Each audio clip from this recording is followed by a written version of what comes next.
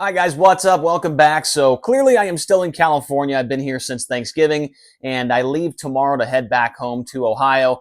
And so I will not have a video out on the channel for tomorrow. I'll be traveling unless something crazy happens. I do have the travel whiteboard just in case something crazy does happen while I'm, flying across the country or whatever tomorrow. But we'll not have a video out as of right now, but we'll be back to our regularly scheduled program on Wednesday afternoon. So the reason for making this video, I've had a lot of people in the YouTube comments, I've had people in my DMs, I even had a car owner asking me, where is the Midweek Money Series scheduled next year for High Limit? I don't see it anywhere. And to be quite honest with you, I work for High Limit and I feel like it wasn't really put out that well as far as, which races are going to be a Midweek Money Series race next year. If you go back and look at the article that was put out by Flow Racing, the only thing that really denotes that it was a midweek series was a little asterisk next to the race. And I think there might have been like a small paragraph there in the article.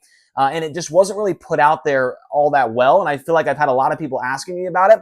And so I figured I would make a video about it here today on the channel. And it kind of made, works out because I have a small whiteboard. And so I can make it happen here while I'm out on the road. So the first race of the Midweek Money Series is going to be during race number 11 of the full, 61 race schedule. It's going to be taking place at the Texarkana 67 Speedway. And the one thing I really like about the Midweek Money Series, obviously it's in the middle of the week. Nobody is doing anything else. Gives Flow Racing a ton of viewership and kind of puts sprint car racing on the center stage in the middle of the week when nothing else is going on.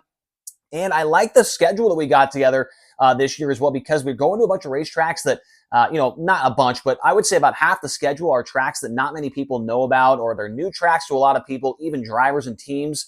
And so it kind of keeps people on their toes. You don't really know what to expect. And that's why I like this little midweek, mini series so much. This year, it's going to be 11 races instead of 10 from last year.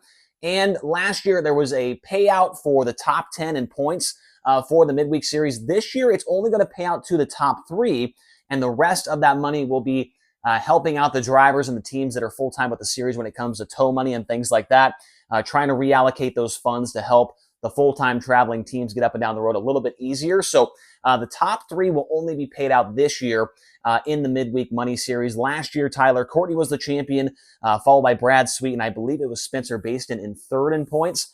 And so the top 3 next year. So as I mentioned, the first race, it'll be race number 11 of the 61 race series.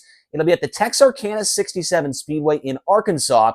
Now, this track was on the schedule last year. Unfortunately, much like all of their big races last year, Texarkana had zero luck when it came to, getting races in. There was a lot of rainouts and things like that. The short track nationals got rained out. I believe the USAC non-wing sprint car race got rained out. Our race got rained out there. And so Texarkana, it's great to see them get another opportunity here. A quarter mile. And that's another thing about the midweek series is all of the racetracks are on bull rings, right? On tracks that are going to be racy. There's no track, no midweek series races at Williams Grove or Volusia or, just big half-mile racetracks. It's all tracks that are going to produce good racing on the smaller type bull rings. And that is what people want to see in the middle of the week when you got guys like, Kyle Larson more than likely going to run the whole thing. You have to assume that Corey Day more than likely going to run the whole thing, and some other guys as well. I like that car owner I was telling you about earlier. I'm not going to mention him by name, but a pretty good driver that had a hell of a finish to his season last year. It sounds like they are planning on running this midweek series as well. But these small racetracks, man, it's going to be exciting stuff each and every time we do this. So Texarkana will kick things off for race number 11 of the full season and race number 1 for the midweek series. And then race number 14. So 3 races later, the same thing that happened with Texarkana last year happened to the 81 Speedway in Park City, Kansas. It did get rained out as well. 3/8 mile racetrack there. I've been to 81 a couple of times when I was with the Outlaws, and it can put on some really good racing if the track is prepped correctly. And so looking forward to getting back there. The fans in that area are crazy. Like when I was there with the Outlaws, I mean, the grandstands jam-packed each and every time, and there was a huge line of people like an hour and a half before the race even started.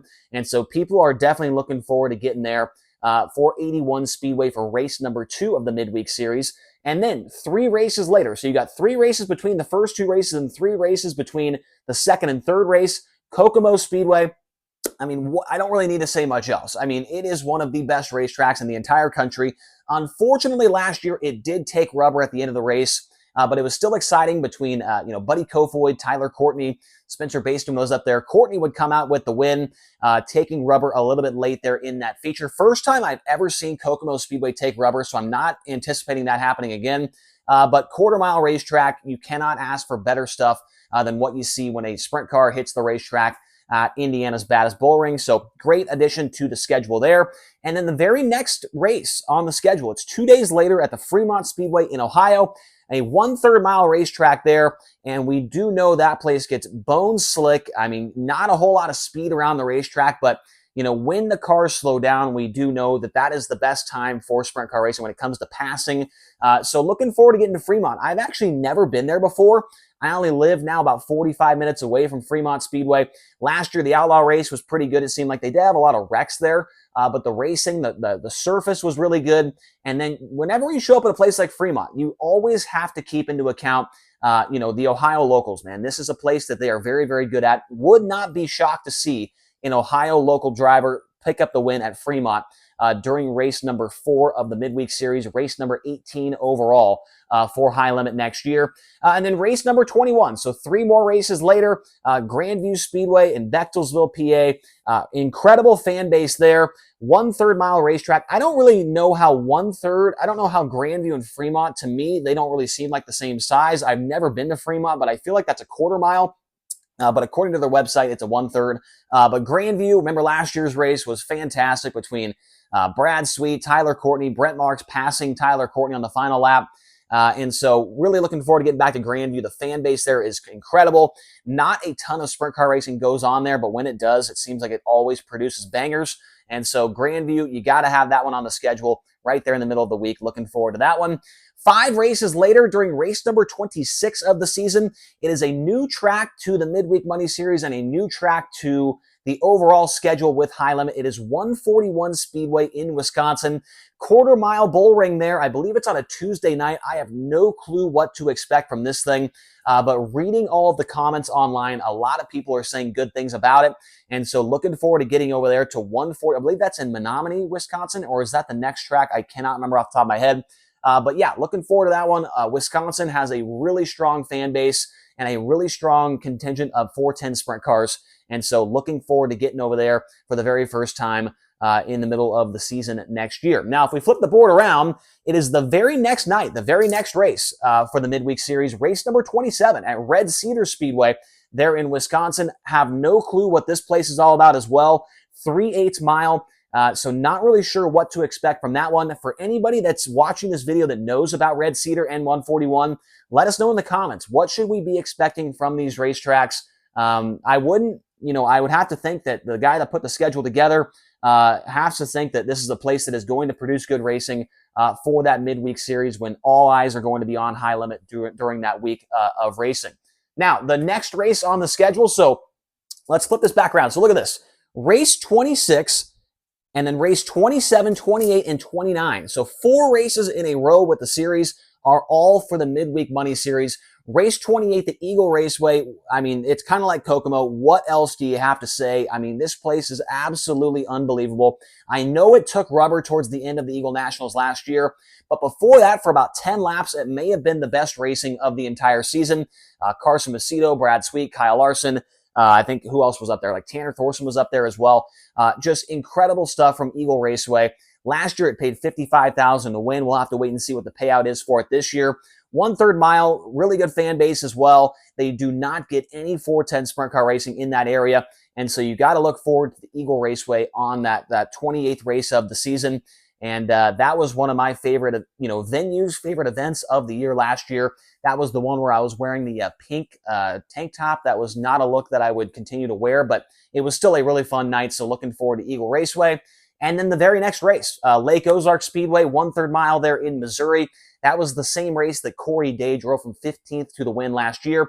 And so Lake Ozark, I think when the track is right, Lake Ozark is one of the best tracks in the country. Just sometimes it could take rubber, sometimes it gets really rough. When we were there this year, it was a pretty solid surface, And obviously, it must have been good enough for Corey Day to go 15th to the win. So looking forward to Lake Ozark as well. And then after a while, about 7 races between that midweek series race and the next one, which is at Lernerville Speedway in Pennsylvania, which is going to be the biggest track that we see on the midweek series next year. But in my opinion, Lernerville kind of races like a bull ring. It is, in my opinion, one of the best surfaces in all of dirt track racing when it is right. And we saw some great racing there with the one with Tyler Courtney and McFadden. They wrecked each other racing for the lead. Rico won that one from 8th. Corey Day, he was putting a clinic on there before he blew a rear end or broke the rear end that one time. So Lernerville races really, really well. And it's the biggest track on the schedule. But like I said, it doesn't really race like a big track. And so I think it fits perfectly into the Midweek Money Series, mantra that we're looking for with high limit racing. And then we finish things out a lot later. So 12 races, is that 12 or 22? 22 races later. We finish it off at the Lucas Oil Speedway. That one is written in green because it was not on the midweek series schedule last year. It was on the regular schedule, but that midweek series race at Lucas Oil Speedway, very late in the year. I think it's the 3rd to last race, and it sounds like that could be a high-paying one. We'll have to wait and see what the guys at High Limit Racing do when it comes to the payout for that one.